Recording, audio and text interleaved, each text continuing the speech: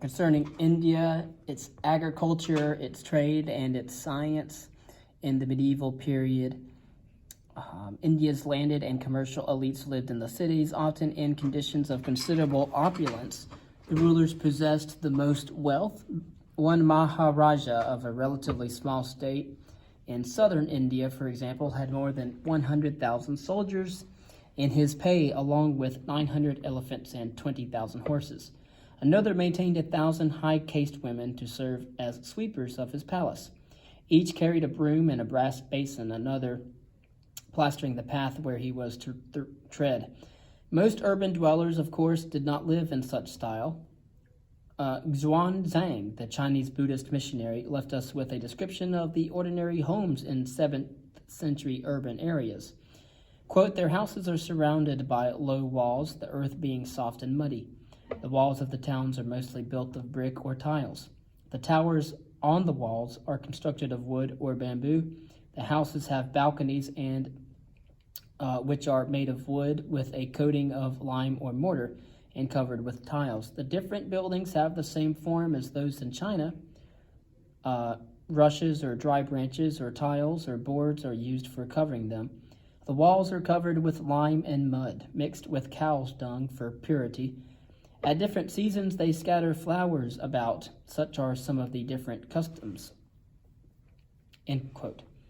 Concerning agriculture, the majority of India's population, estimated at slightly more than 100 million by the year 1000, however, lived on the land. Most were peasants who tilled small plots of land with wooden plows pulled by oxen and paid a percentage of the harvest to their landlord.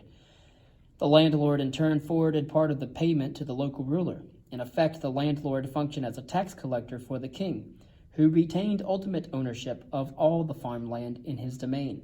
At best, most peasants lived at the subsistence level. At worst, they were forced into debt and fell victim to moneylenders who charged exorbitant rates of interest. In the north and in the upland regions of the Deccan Plateau, the primary grain crops were wheat and barley. In the Ganges Valley and the southern coastal plains, the main crop was rice. Vegetables were grown everywhere, and southern India produced many spices and fruits, sugarcane, and cotton. The cotton plant apparently originated in the Indus River Valley and spread from there, although some cotton was cultivated in Spain and North Africa by the 8th and 9th centuries, respectively. India remained the primary producer of cotton goods. Spices such as cinnamon, pepper, ginger, sandalwood were also major export products. Concerning foreign trade, agriculture, of course, was not the only source of wealth in India. Since ancient times, the subcontinent had served as a major entry point for trade between the Middle East and the Pacific Basin, as well as the source of other goods shipped throughout the known world. Although civil strife and piracy, heavy taxation of the business community by local rulers to finance their fratricidal wars, and increased customs duties between principalities may have contributed to a decline in internal trade. The level of foreign trade remained high, particularly in the Dravidian kingdoms in the south and along the northwestern coast, which were located along the traditional trade routes to the Middle East and the Mediterranean Sea. Much of this foreign trade was carried on by wealthy Hindu castes with close ties to the royal courts. But there were other participants as well, including such non-Hindu minorities as the Muslims, the Parsis, and the Jains. The Parsis, those from Persia who practiced the Zoroastrian religion, dominated banking and the textile industry in the cities bordering the Rann of Kutch. Later, they would become a dominant economic force in the modern city of Mumbai, or Bombay. The Jains became prominent in trade and manufacturing, even though their religion emphasized simplicity and the rejection of materialism. According to early European travelers, merchants often lived quite well. One Portuguese observer described the Moorish population in Bengal as follows. Quote, "They have girdles of cloth and over them silk scarves. They carry in their girdles daggers garnished with silver and gold, according to the rank of the person who carries them. On their fingers, many rings set with rich jewels and cotton turbans on their heads. They are luxurious, eat well, and spend freely.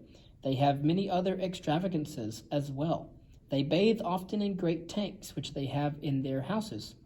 Everyone has 3 or 4 wives, or as many as he can maintain. They keep them carefully shut up, and treat them very well, giving them great store of gold, silver, and apparel of fine silk." End quote. Outside these relatively small specialized trading communities, most manufacturing and commerce were in the hands of petty traders, as well as artisans who were generally limited to local markets. This failure to build on the promise of antiquity has led some historians to ask why India failed to produce an expansion of commerce and growth of cities similar to the development that began in Europe during the High Middle Ages, or even in China during the Song dynasty. Some have pointed to the traditionally low status of artisans and merchants in Indian society, symbolized by the comment in the Arthasastra that merchants were thieves that are not called by the name of thief. Yet, commercial activities were frowned on in many areas in Europe throughout the Middle Ages, a fact that did not prevent the emergence of capitalist societies in much of the West. But another factor may have been the monopoly on foreign trade held by the government in many areas of India. More pertinent, perhaps, was the impact of the class and the caste system, which reduced the ability of entrepreneurs to expand their activities and have dealings with other members of the commercial and manufacturing community. Successful artisans, for example, normally could not set up as merchants to market their products, nor could merchants compete for buyers outside of their normal area of operations. The complex interlocking relationships among the various classes in a given region were indeed a powerful factor that inhibited the development of a thriving commercial sector in medieval India. A brief note on science and technology. Indian thinkers played an extremely important role during the period in promoting knowledge of the sciences throughout the Eurasian continent. One example is the 5th century astronomer Aryabhata, who accurately calculated the value of pi and measured the length of the solar year at slightly more than 365 days.